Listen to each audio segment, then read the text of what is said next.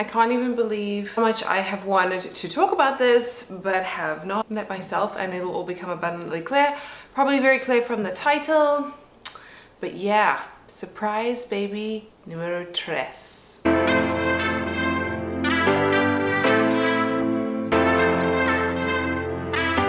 Somehow we find ourselves in this position. Let's just start off by saying that getting pregnant again was not planned. I would say it was not planned, but it was not something that I was expecting at all, no pun intended. I want to take you guys back to the beginning. It's been a while, obviously, if I'm filming this.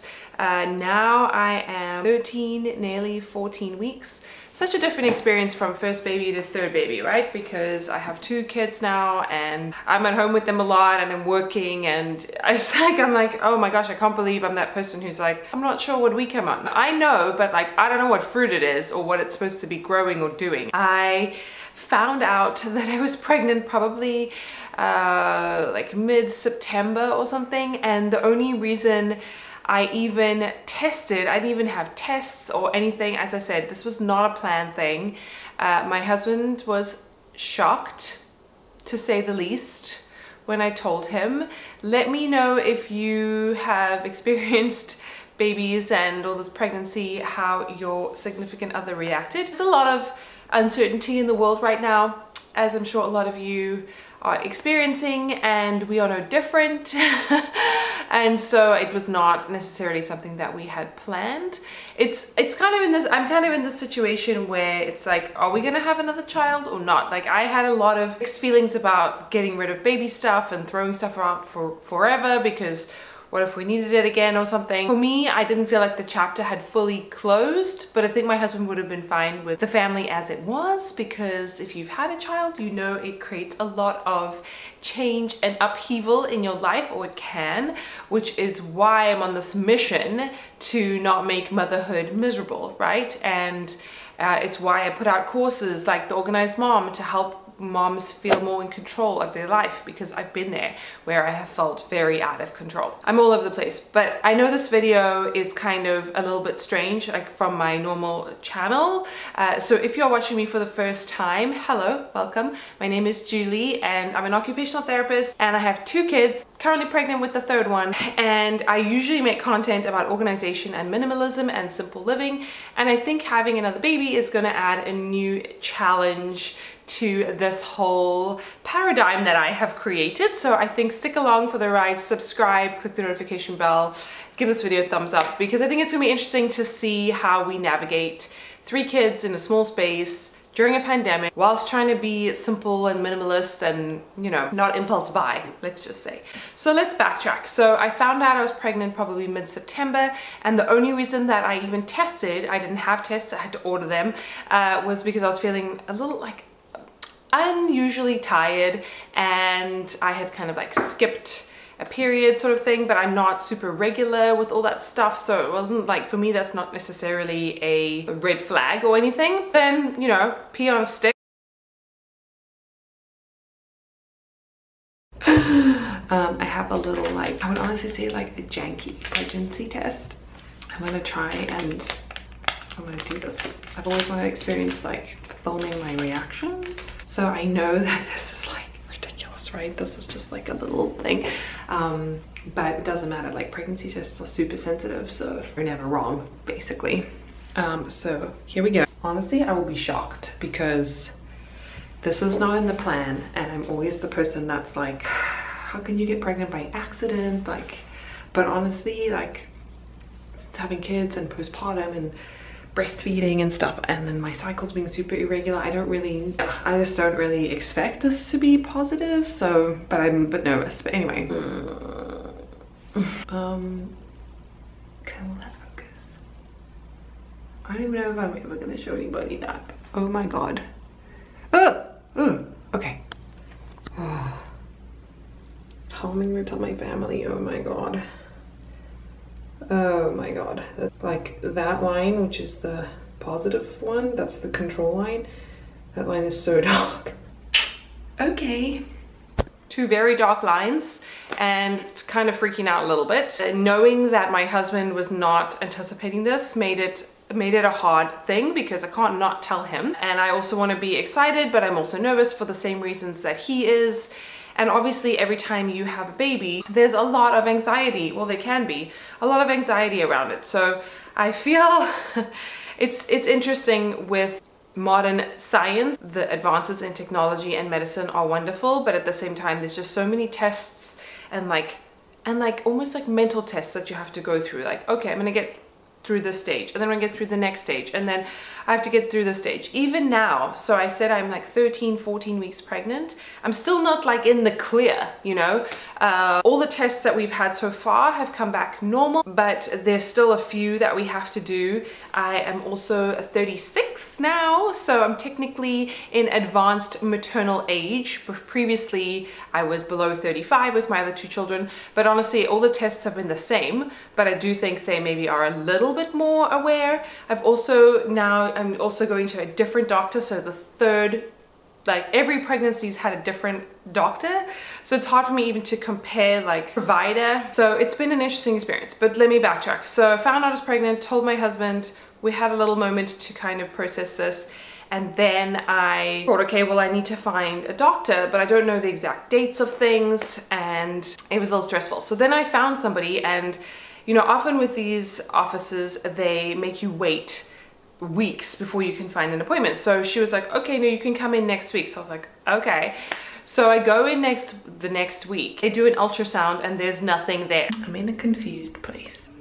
We didn't have good news, but we didn't have like total bad news. The thing about an ultrasound is that it helps you date the embryo or whatever. And so they did an ultrasound and it's measuring at like 6 weeks and 1 day, but for what it's measuring, there's no yolk sac inside, and that would be normal if it was 5 weeks, not normal for 6 weeks. And then she's like, I'm not sure, sometimes the gestational sac grows bigger than the rest. So like, I mean, I don't think it's good, but then it's so confusing because like I don't feel bad. I still kind of feel a little queasy. I'm tired. You know, like if I guess it's a situation where my body still thinks, if there is no growing like fetus or whatever, my body still thinks I'm pregnant. I still have the hormones. I'm crazy, so like I took another pregnancy test this morning, and it's like the line is so dark. So you see the lines there. I don't know if you can do. Yeah, the darker one is the test line, and it's just like, man, nature is cruel, because if there's nothing in there, like why is it so dark? Well, there was just a black hole is what it looked like. And you know, I'm in the medical profession. I know how to read ultrasounds, not baby ultrasounds per se, but like I can see, and you can tell someone's body language that this is not good. And also it's COVID, right? So I have to do all of this by myself, and I just feel like it's fine. I'm experienced. I've done this 3 times, I guess, but I feel for the moms that are going through this the first time and they will not allow you to have anyone with you in any of these appointments. I called my husband and I was like, you know, they have kind of prepared me that this is not going to end well. This is going to end in a miscarriage because according to the dates, they don't all add up. Like you should be able to see what they call a fetal pole at this point. Because they were estimating me to be about 6 weeks pregnant, and there was nothing. There was a hole, there was like a sac, the gestational sac, but there was nothing there. So the next appointment was 10 days later, and I spent 10 days just in a crazy, I don't even know what you would call it. It was like a funk. Okay, I'm very confused. I'm feeling progressively more pregnant. It's like in the beginning you don't feel that pregnant, at least not me, but then I was starting to get nauseous, or more that I would kind of just gag at things. And I'll go over some of my symptoms for this first trimester, which have been different, I feel like, than my other kids. I didn't really know what to do. I was in like this awful limbo where I couldn't really tell anybody. I just felt very alone and isolated because, you know, like I was preparing myself, and I know intellectually that a lot of pregnancies end in miscarriage. It's 1 in 3 or 1 in 4. So like, and I also want a healthy child. If your body makes a determination that your baby is not or the fetus, whatever, is not going to be viable. Like, I'd rather just get it over with, you know? There's just so much that goes through your mind, and it was a really hard time. And then I went back 10 days later expecting, you know, bracing myself for the worst. But here's the other thing, is that I wasn't having bleeding or cramping. I wasn't having any signs of miscarriage. And you know how you obviously are like Googling and asking people like, what happened? You had this experience, like, when did it happen? And none of that was really happening to me. So it was very confusing because they had kind of braced me. Anyway, go back 10 days later, and I went to the doctor yesterday, and there's a heartbeat and a baby. Oh my God. It's a little picture. You can see the little blob in there. So basically last time I went there, it was too early, and I wish they had told me that like the sac measurement, the gestational sac, is not an accurate measurement of age.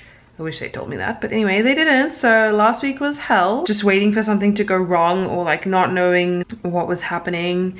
Basically thinking like, surely if there was something wrong, my body would, like, I would know. But then you read stories about how people don't know, and I'm like, this is just so hard to believe. Like, I don't feel well. I'm tired. Everything looks good. I'm like 7.5 weeks. We're still like not out of the woods. Like, I'm like acting as if everything, like, this is a sure thing, and hopefully it'll be fine.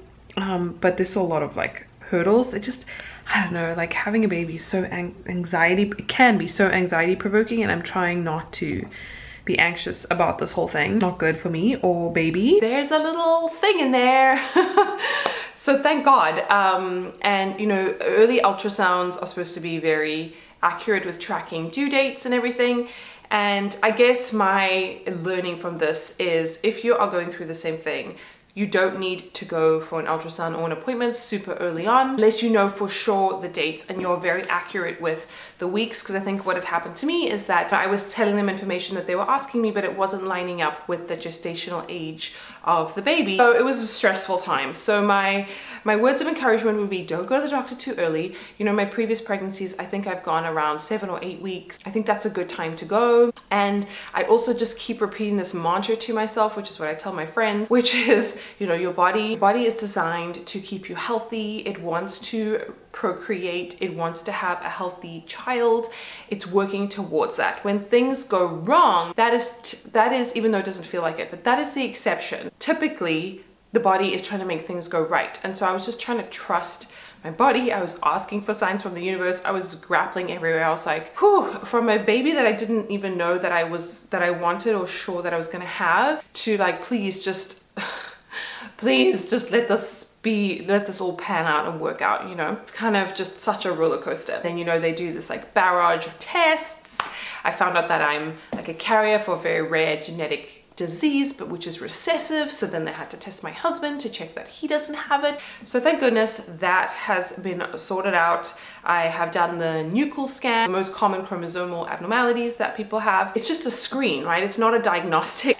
So they are just calculating the likelihood that your child has a chromosomal disorder, whatever, abnormality. And so, you know, the doctor was so funny. She's like, yeah, with your age, it puts you in the high risk category. But, you know, after we did all the tests and they measured the nasal bone and the back of the neck and all this kind of stuff. And if you want me to go into more detail of how I understand all of these tests, let me know. I can translate them into layman's terms for you. But yeah, after they did all that, like, the chances are very low. So I don't think I'm going to do any further testing. You can do like an amniocentesis. They sometimes recommend that. I think the next test I have to do is for spina bifida. So that's also a big deal. So far we're doing well. We did find out the gender, which I'm not gonna tell you yet, but I'll probably do another little video about that. We did like a little gender reveal, which I've never done before, which was very fun. I just wanted to briefly touch on like my first trimester symptoms, if anyone is experiencing things that I found a little bit strange this time around. And it's possible I've forgotten what it's like with the other kids, but I don't think so.